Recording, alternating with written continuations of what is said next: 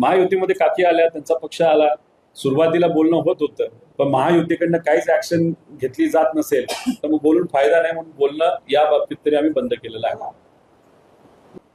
पण एक आहे, अनेक लोक, अनेक सत्ताधारी दादांना मित्र म्हणायचे, पण माणूस गेल्यानंतर मित्रत्वाला आणि नात्यांना राजकारणात दुर्दैवाने काहीच किंमत नाही, अशी मात्र भावना मला तिथं दादांच्या केसच्या बाबतीत यायला लागलेली आहे.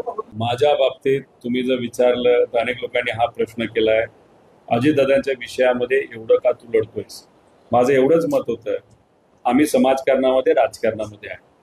माझ्या काकाच्या बाबतीत, माझ्या घरच्यांच्या बाबतीत अशी घटना घडून मी जर दरवाजा लावून बसलो असतो, अरे एवढी मोठी ताकद समोर आहे, त्यांच्या विरोधात लढायचं कसं, मी घाबरून आज जर घरी बसलो असतो तर मग उद्या एखादा गरीब माणूस माझ्याकडे आला असता, शेतकरी, महिला, नाही तर कुणीही आला असतं आणि त्यांनी म्हटलं असं मला मदत करा, तर माझी नैतिकता होती का? मी माझ्याच काकाला न्याय देऊ शकलो नाही तर लोकांना कधी तिथे देणार आहे?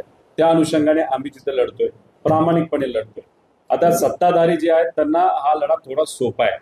अधिकारी कुठले पाहिजेत, सीबीआयकडे द्यायचं नाही द्यायचं, पूर्णपणे सगळ्या गोष्टी त्यांच्या हातामध्ये. त्यांनी सीबीआयकडे द्या असं पत्र दिलं अजितदादांच्या पक्षाने, त्यांना स्मरणपत्र द्यावं लागलं. स्मरणपत्राला सुद्धा कचऱ्याची टोपली त्याच्यामध्ये दाखवली, तरी सुद्धा ते बोलत नसतील तर तो त्यांचा त्या पक्षाचा त्या लोकांचा विषय आहे. पण मला एवढंच माहिती आहे की पार्थ असेल, जय असेल, तर काकी असतील, त्यांना असं वाटतं न्याय कुठं ना कुठं तिथं मिळावं.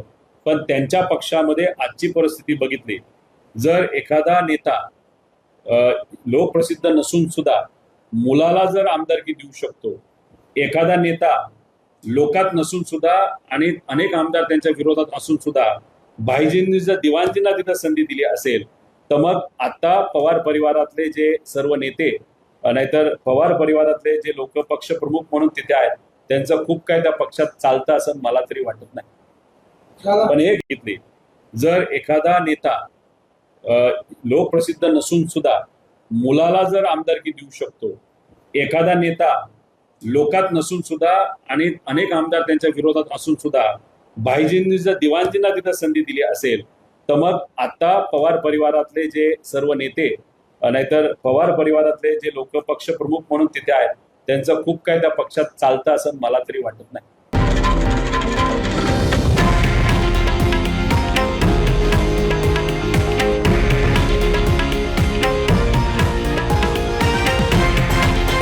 हे आहे देशातील नंबर 1 न्यूज नेटवर्क आणि आपण पाहत आहात TV9 मराठी, एकमेव.